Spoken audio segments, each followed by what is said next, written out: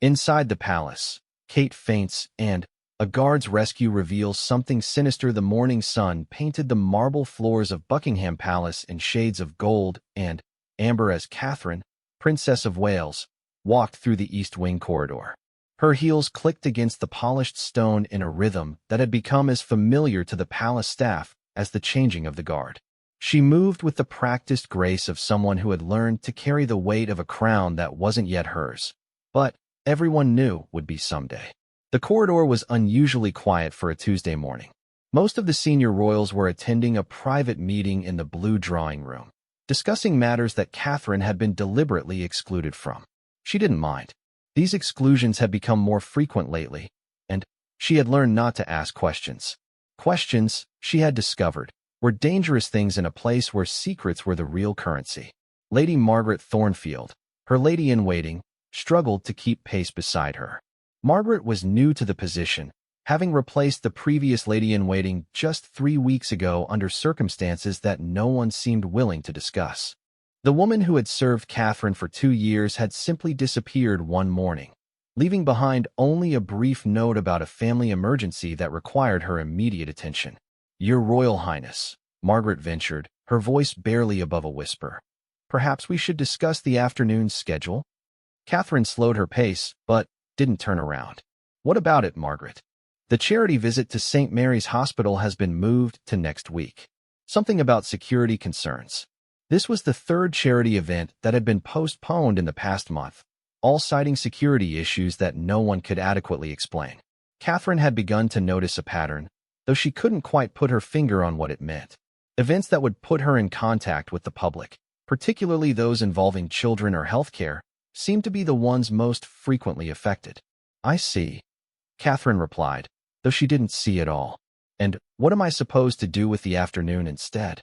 Margaret consulted her tablet, scrolling through what appeared to be a very short list. "There's a private meeting with the palace communications team at 2 o'clock. They want to discuss your upcoming interview with the BBC." Catherine stopped walking.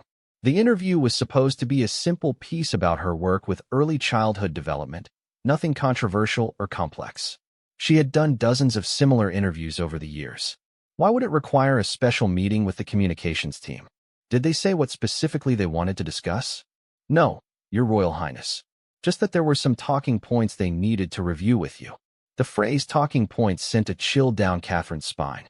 In her experience, talking points were usually code for subjects she wasn't allowed to mention.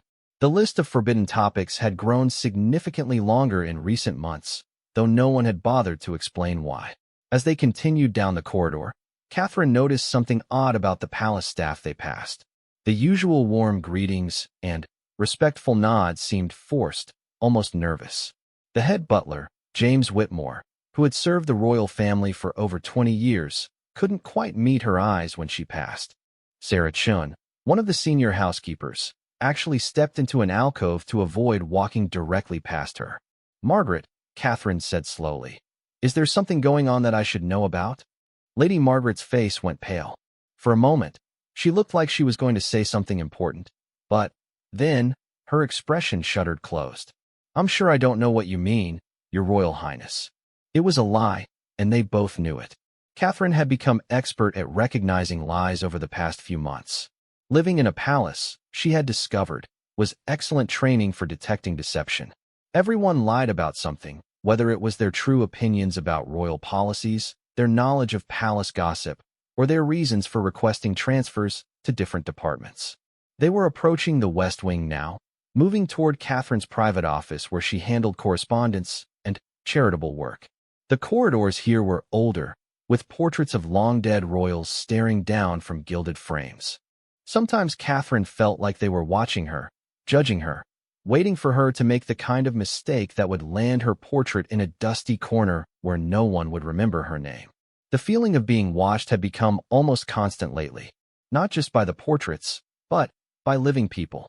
She had started noticing the same faces in different parts of the palace at unusual times. Security guards who seemed to be stationed in places where there was nothing to secure. Staff members who appeared to be cleaning rooms that were already spotless. Personal protection officers who seemed more interested in protecting other people from her than protecting her from other people. "Your Royal Highness," Margaret said suddenly. "I think perhaps you should know." Catherine turned toward her, hope flaring in her chest. Finally, someone was going to tell her what was really happening. But Margaret's words were cut off by a sound that didn't belong in the hushed elegance of the palace corridors. It was the sharp crack of breaking glass, followed immediately by a woman's scream. The scream was coming from the direction of the blue drawing room, where the senior royals were having their private meeting.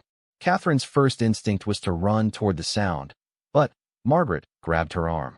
"Your Royal Highness, we should go the other way. Security will handle whatever's happening." But Catherine was already moving toward the disturbance, her training as a future queen overriding her lady-in-waiting's caution. She had been taught that royals don't run from trouble, they face it head-on, even when common sense suggests otherwise. As they hurried down the corridor, Catherine became aware of other sounds. Heavy footsteps running on marble floors, doors slamming, and, underneath it all, urgent voices speaking in the kind of hushed tones that usually accompanied medical emergencies or security breaches. They rounded the corner just as a team of palace security guards came rushing from the opposite direction. The lead guard, a tall man with graying hair whom Catherine recognized but couldn't name, held up a hand to stop them. "Your Royal Highness, I'm going to need you to return to your quarters immediately." "What's happened?" Catherine demanded. "Is someone hurt?" The guard's eyes flickered with something that might have been sympathy, but his voice remained professionally neutral. "There's been an incident, ma'am. Nothing for you to be concerned about." Another lie.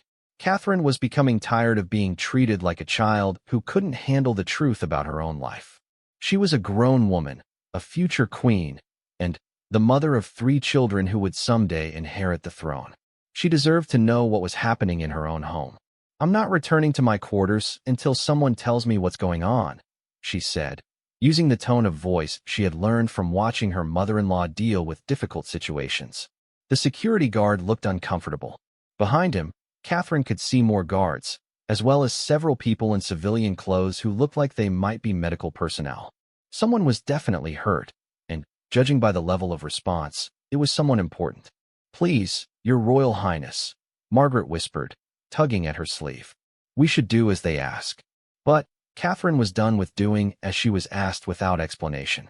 She had been compliant and understanding for months while strange things happened around her, and no one bothered to explain why. She had accepted the canceled events, the mysterious staff changes, and the growing list of subjects she wasn't allowed to discuss in public. But she wasn't going to be evacuated from her own home without knowing why. She stepped around the security guard, who looked like he was considering physically restraining her, but didn't quite dare. As she moved closer to the blue drawing room, she could hear voices more clearly. "Needs to be contained immediately. Can't let this get out to the press. Too much at stake." The fragments of conversation made no sense to her, but the urgency in the voices was unmistakable. Something serious was happening, something that the palace was desperately trying to keep secret. She was almost at the door of the blue drawing room when a wave of dizziness struck her like a physical blow.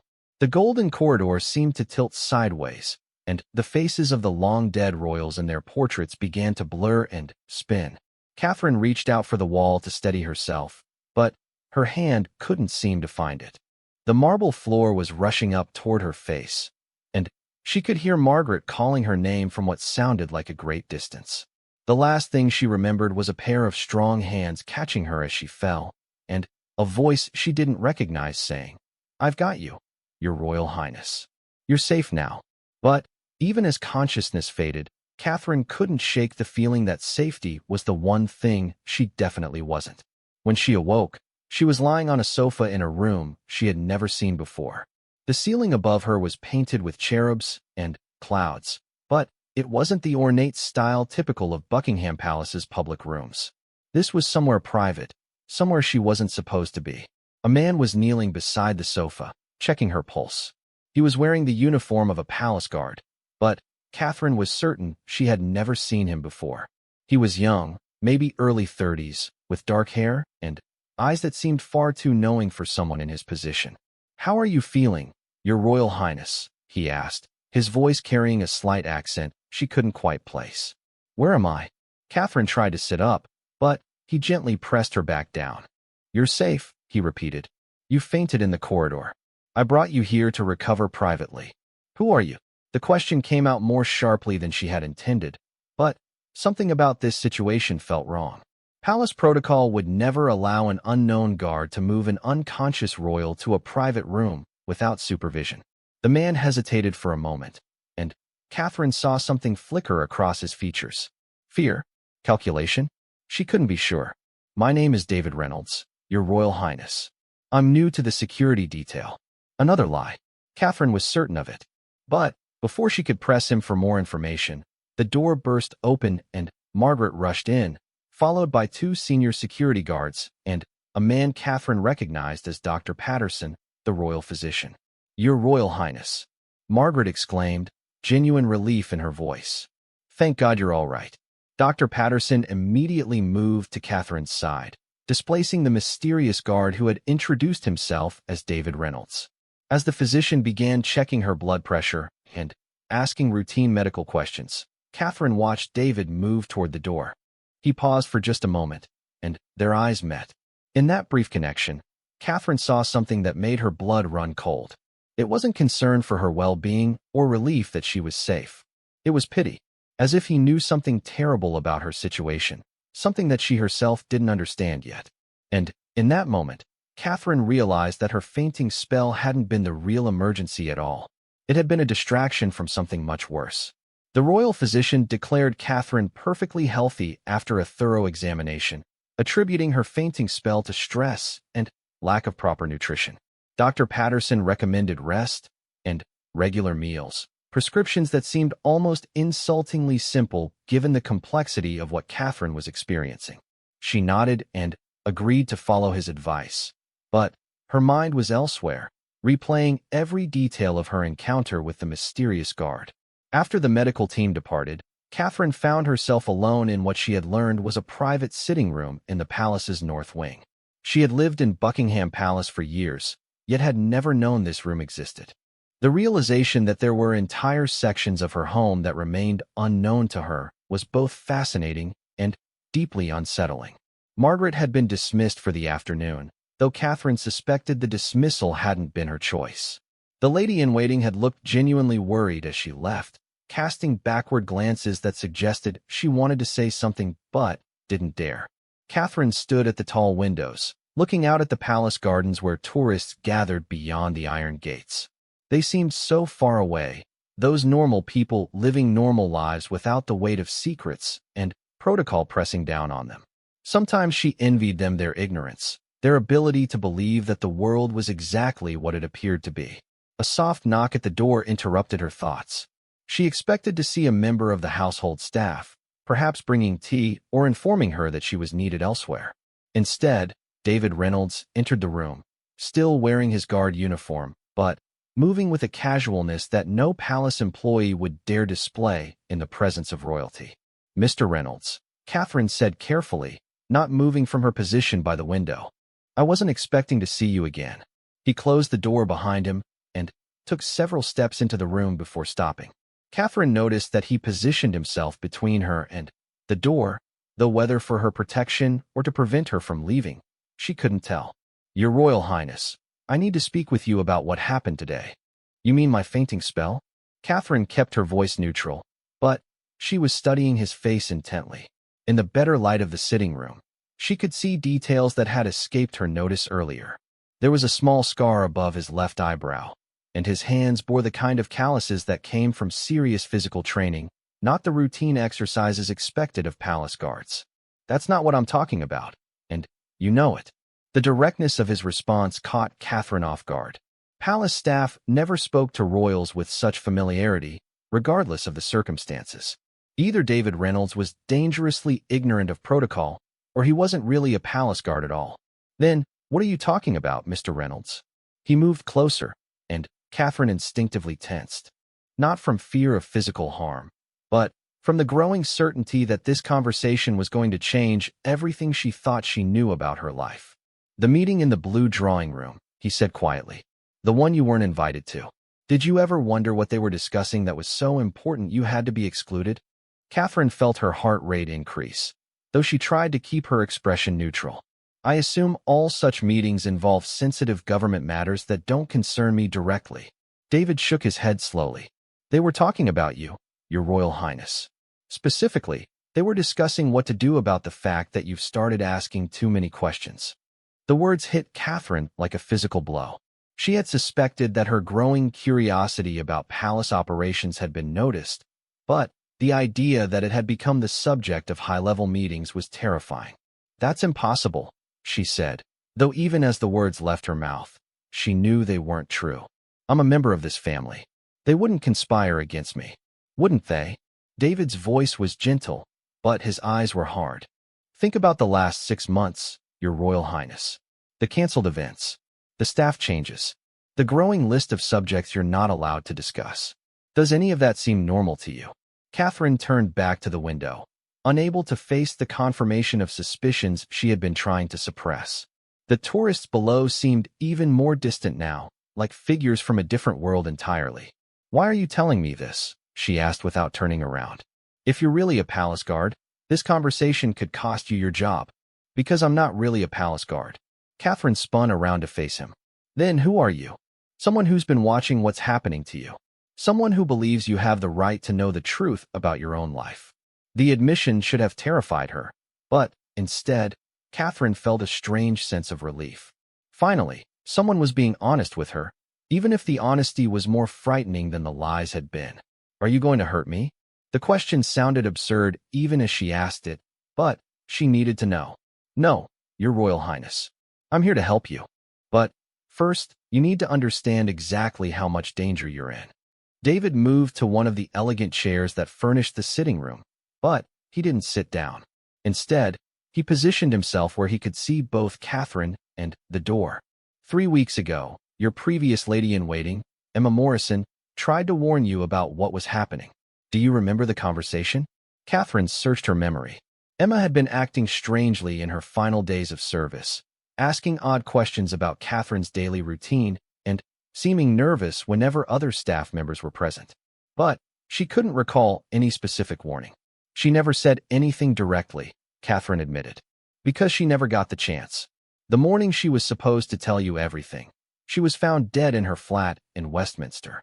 The room seemed to tilt around Catherine, just as the corridor had before she fainted.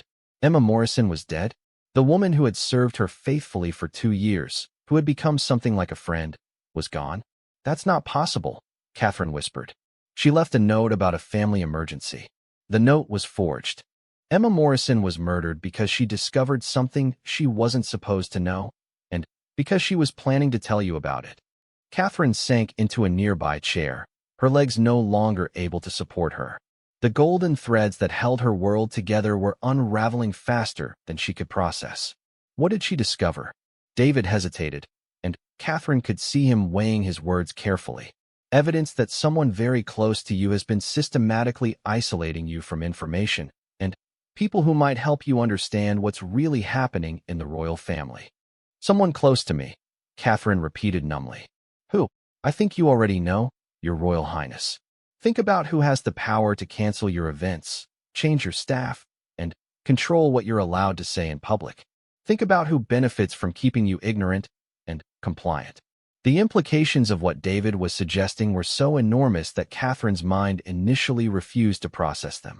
But, as she forced herself to consider the evidence objectively, a horrible pattern began to emerge. The canceled charity events were always ones that would have put her in contact with people outside the immediate royal circle. The staff changes had removed everyone who had served her for more than a year, replacing them with people she didn't know and couldn't trust. And the restrictions on her public statements had grown more comprehensive each month, as if someone were systematically eliminating her ability to speak independently. You're suggesting that someone in my own family is working against me, Catherine said slowly. I'm not suggesting it, Your Royal Highness. I'm stating it as fact. The certainty in his voice was more convincing than any elaborate argument could have been. David Reynolds, whoever he really was, believed absolutely in what he was telling her. But why? Catherine asked. What could they possibly gain from isolating me? That's what Emma Morrison was trying to find out when she was killed. But, before she died, she managed to hide something that might give us the answers we need. David reached into his jacket pocket and pulled out a small envelope. The paper was expensive, the kind used for official royal correspondence, but it bore no official seals or markings. "Emma left this for you," he said, holding out the envelope. "She gave it to someone she trusted, with instructions to get it to you, if anything happened to her." Catherine stared at the envelope as if it might explode. Whatever was inside represented a point of no return. Once she read it, she would know things that she could never unknow, and her life would be changed forever. "How do I know I can trust you?" she asked. "How do I know this isn't some kind of test or trap?" "You don't," David admitted. "But you have to make a choice, Your Royal Highness.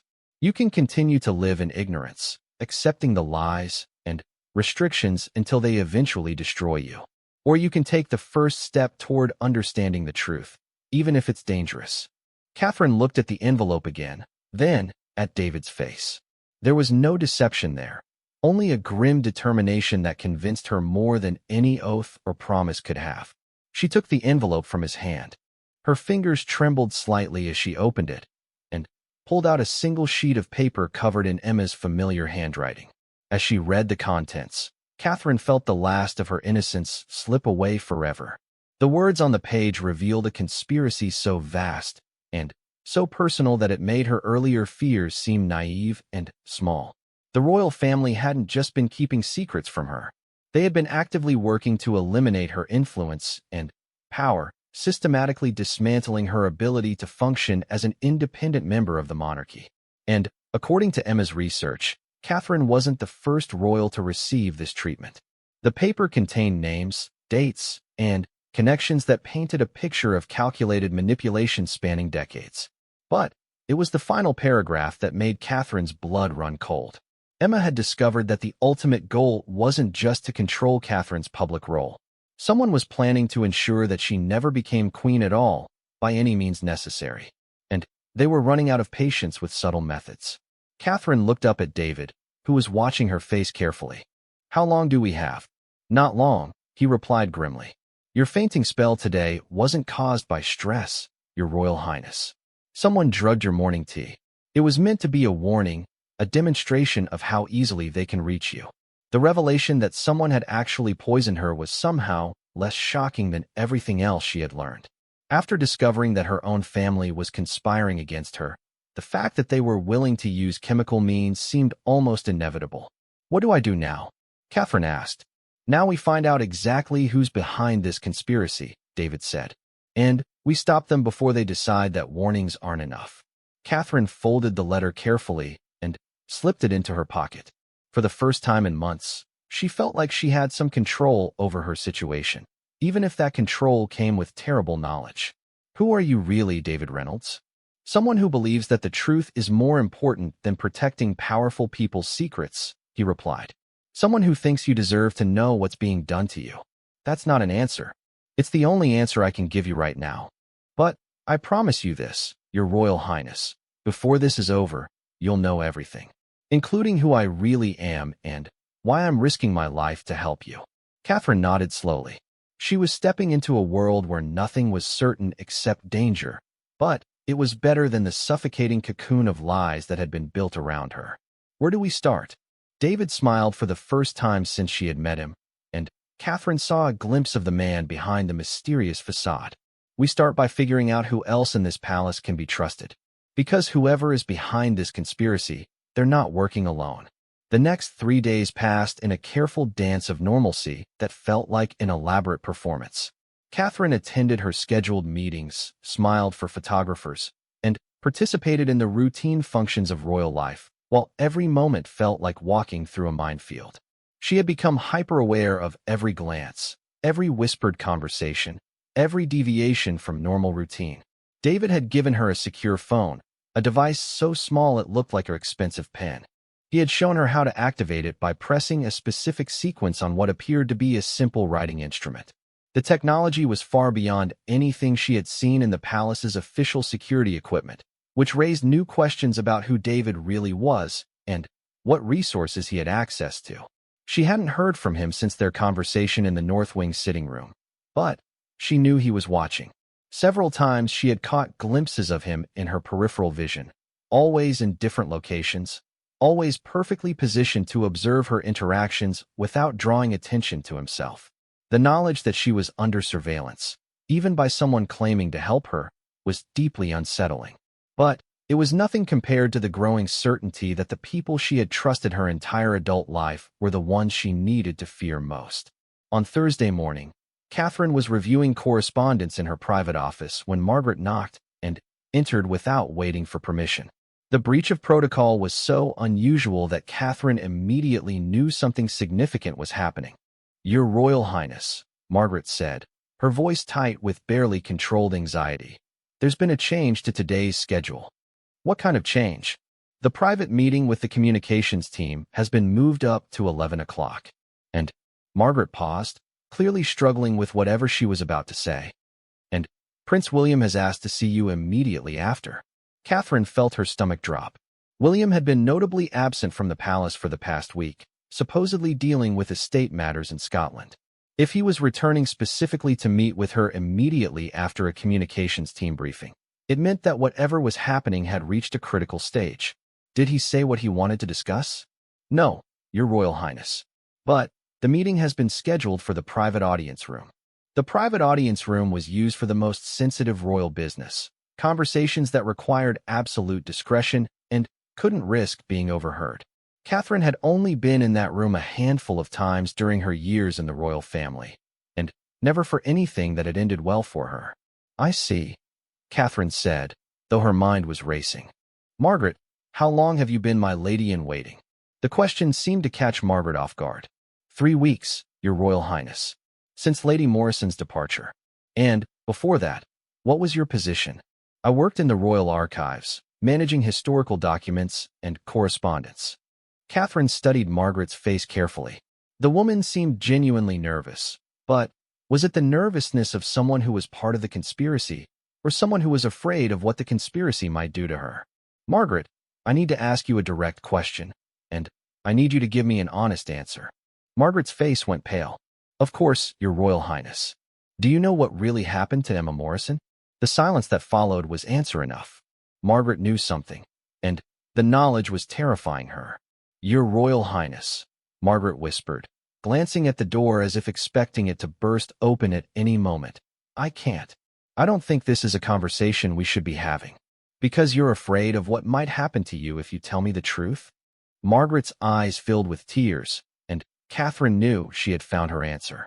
Emma Morrison's replacement wasn't part of the conspiracy, but she was definitely aware of it, and she was too frightened to speak openly about what she knew. "I understand," Catherine said gently. "But, Margaret, if you know something that could help me understand what's happening, I need you to find a way to tell me. Even if you can't say it directly." Margaret nodded almost imperceptibly, then moved to Catherine's desk and picked up a sheet of official letterhead. She wrote something quickly, folded the paper, and slipped it under a stack of correspondence. "Your Royal Highness," she said in a normal voice, "I'll make sure your schedule is updated for the morning meetings." After Margaret left, Catherine retrieved the hidden note. The message was brief, but devastating. "Check your tea. Emma found cameras. Trust no one in the family." Catherine's hands shook as she read the words again. Cameras. Someone had been recording her private conversations, monitoring her daily activities in the most intimate settings of her life. The violation was so complete and personal that it made her feel physically sick. She activated the secure phone David had given her, following the sequence he had shown her. Within seconds, the device displayed a simple text message: "Museum. Egyptian Wing. 20 minutes." The British Museum was a short drive from the palace, and one of the few places where Catherine could appear publicly without extensive security coordination. She often visited museums for both personal interest and official functions, so her presence there wouldn't attract undue attention. Catherine told Margaret she was taking a brief personal outing and would return in time for the communications meeting. As her car pulled away from Buckingham Palace, she wondered if this might be the last time she saw her home as a place of safety rather than a prison. The Egyptian wing of the British Museum was busy with tourists and school groups, providing perfect cover for a clandestine meeting. Catherine found David standing before a display case containing ancient jewelry, studying the artifacts with apparent fascination. She approached casually, as if she had encountered him by chance. "Mr. Reynolds, I didn't expect to see you here." The ancient Egyptians had fascinating approaches to protecting their rulers, he replied without looking at her, though their methods weren't always sufficient to prevent betrayal from within. Catherine understood the coded message. They were discussing royal protection and internal threats, but anyone overhearing would think they were having a casual conversation about ancient history. "I've learned some disturbing things about modern security methods," Catherine said, moving closer to examine the same display case. "Such as, evidence suggests that surveillance has become much more invasive than I previously understood." David's reflection in the glass display case showed no surprise. "How invasive?" "Visual monitoring in private spaces. Possibly audio as well. That's a serious violation of privacy. Have you taken any steps to protect yourself?" Catherine shook her head slightly. "I'm not sure what steps would be effective. There are ways to detect and disable such monitoring, but they require technical expertise and careful planning." A group of schoolchildren moved between them, forcing Catherine to step back from the display case. When they had passed, David was no longer alone. An older woman with silver hair had joined him, dressed in the kind of expensive but understated clothing that marked her as someone significant trying not to attract attention. "Your Royal Highness," David said quietly, "I'd like you to meet Dr. Elizabeth Hartwell. She's a former intelligence analyst who now works as a private security consultant." Catherine recognized the name immediately. Dr. Hartwell had been mentioned in several newspaper articles over the years as an expert on government security matters. Her presence here meant that David's resources were far more sophisticated than Catherine had realized. "Dr. Hartwell," Catherine acknowledged with a slight nod. "Your Royal Highness, I've been studying the pattern of activities around you over the past 6 months. What you're experiencing is a classic intelligence operation designed to isolate a target and control their information environment." The clinical way Dr. Hartwell described the manipulation was somehow more chilling than David's emotional appeals. This wasn't personal vendetta or family drama. It was professional-level psychological warfare. Who would have the resources and access necessary to conduct such an operation? Catherine asked. "Someone with significant influence within the palace security structure, connections to external intelligence services, and the ability to coordinate activities across multiple departments without detection." Catherine felt a chill of recognition. The description fitted exactly one person in her life, someone she had never suspected because the betrayal was so complete and personal. "How certain are you of this assessment?" she asked. "Very certain. We've identified at least 12 separate instances of coordinated manipulation over the past 6 months. The pattern is too consistent to be coincidental." David glanced around the museum gallery, checking for unwanted observers. "Dr. Hartwell has also identified the probable source of the surveillance equipment in your private rooms. The devices were installed during the recent renovation of your quarters," Dr. Hartwell explained. "High-end equipment, professionally placed, with remote monitoring capabilities. Whoever ordered this operation has access to military-grade surveillance technology." Catherine remembered the renovation clearly. It had been presented as routine maintenance, updating electrical systems, and refreshing decor. She had been relocated to guest quarters for 2 weeks while the work was completed. During that time, she now realized, her most private spaces had been turned into observation posts. Can the equipment be removed? It can, but doing so would alert the operators to the fact that you've discovered the surveillance. That could accelerate whatever timeline they're working toward. "Which brings us to the immediate problem," David added grimly. "Your meeting with Prince William this afternoon isn't routine.